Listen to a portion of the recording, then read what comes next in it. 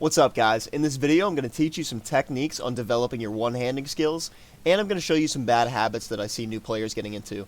First, I'm going to briefly touch over chords and reaching for the orange note, and after that I'll be going over how to read and hit long strings of hammer-ons. So if you're just now moving up to expert and you're finding a hard time incorporating the orange note, there's two things you should start doing. The first is resting your four fingers on the last four notes instead of the first four notes. And the second is incorporating your pinky more.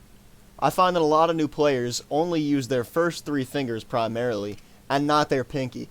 And I will tell you, once you start getting into expert songs, you're going to see all kinds of notes, and you're going to need to use all four fingers. So start doing it, and it'll become natural. Now for chords, I'm currently on the Guitar Hero 2 song Strutter, which is a perfect song for you to practice chords on. It's got chords of all kind, some slow, some fast. And you can also practice the alt strumming motion gallops, like right there, which is groups of 3 strums. There's another example. So, this song is very good to practice on because it incorporates a lot of different techniques that you probably did not use on hard or medium or easy. Another song that you can practice for chords would be the Tom Morello Guitar Battle from the Guitar Hero 3 DLC. Specifically, the very last section. Now, this is a very tough section, and I would not expect you to be able to do it right off the bat. But slow it down, and it'll give you very good practice of anchoring and hitting chords at the same time. So first you're anchoring the green here. And in a second you'll be anchoring orange and doing the same thing.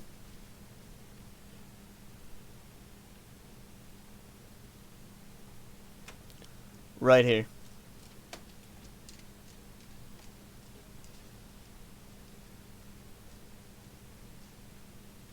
Now, like I said, I would not expect you to be able to do this right away, but slow it down to as slow as you need to, and just practice moving your fingers while anchoring.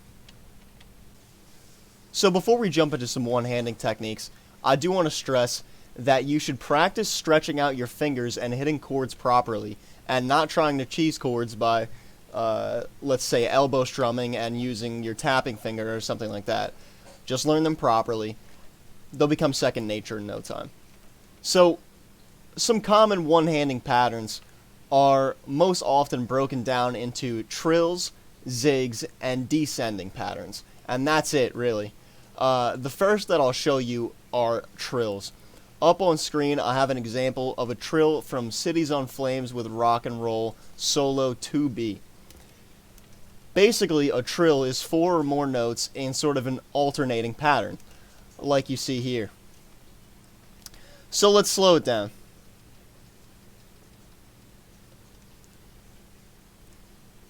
This is basically the easiest pattern to one hand. All you have to do is place a finger on the anchored note and practice tapping one finger on the red note in this case here.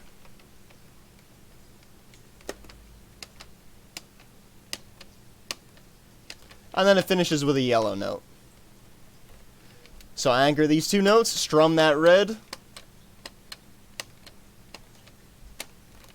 and that's all there is to trills, guys.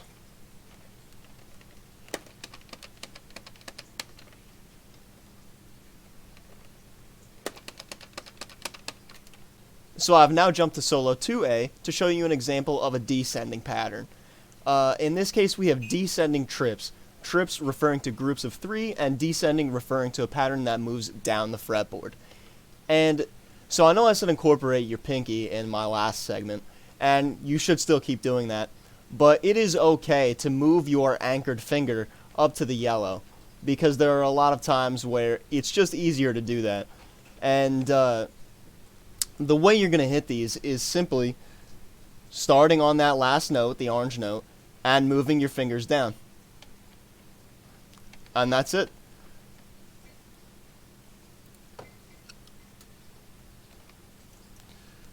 So let me restart it. Right now I'm on 50% speed.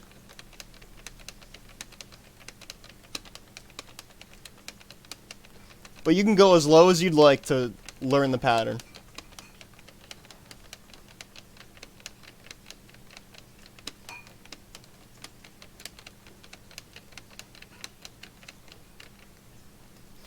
Now, when you start to get faster with these, you will want to anchor the note sometimes, but in this song you shouldn't have to do that.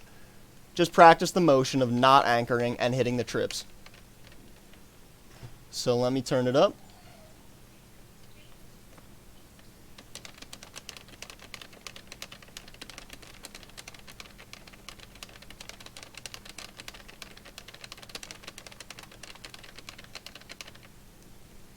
Alright guys, and that's descending trips. Alright, I have jumped to Freebird Solo C now to show you an example of zigzags. In this case, trip zigzags. Now, when I was learning this game, the way that I would hit zigzags is I would rest my anchored finger on the yellow here and move it back to red whenever I would need to. And while this works and is a good way to practice moving your anchored finger, it is not the proper way. You want to anchor the note that comes all the way to the left of the zigzags, even though there's only one red every few notes here. You still want to anchor that and practice the motion instead of placing down your middle finger on the yellow in this case, and then hitting the blue real quick, lifting up the blue, and then the yellow. So it's a motion similar to this.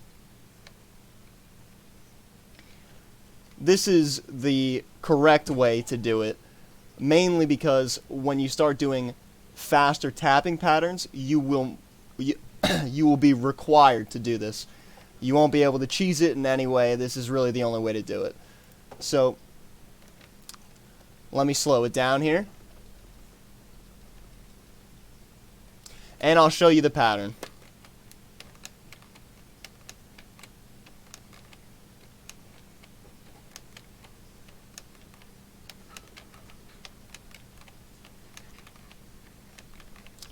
Alright, and let's speed it up a little bit.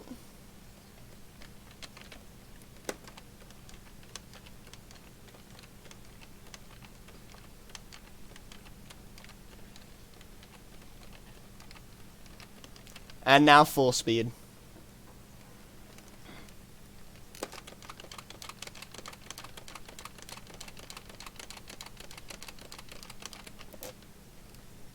So, people often refer to zigzags as the toughest one-handing pattern to get down, just because the motion is very odd. It's probably not what you're used to. And it is a very useful one to learn, though, because zigzags are basically used in every single song that has hammer-ons. And the same motion is actually used for any ascending pattern.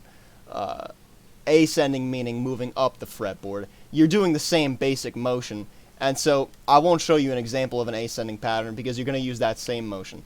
So practice it. I'll guarantee you'll get it. Alright guys, so for the last part of the video, we've come back to Cities on Flames with Rock and Roll, where we're going to combine everything we've learned and learn the main riff of the song. And this is what it looks like at 50% speed. It's a great combination of a few ascending patterns, followed by a descending pattern, with a couple of trills in between. We're going to start it off by anchoring red, followed by one single zig input. And while still anchoring red, then, we're going to be tapping orange with our pinky. And then do two more zig inputs for the next 6 notes.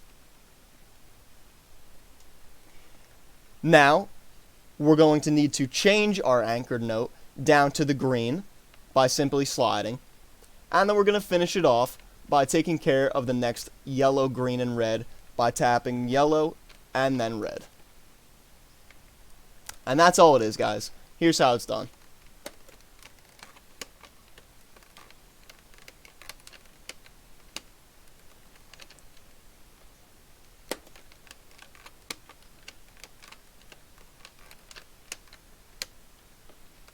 Alright, and let's speed it up a little bit.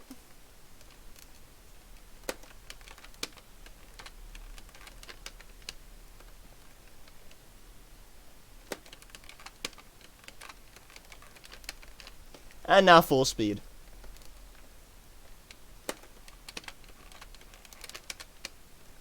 And one more time.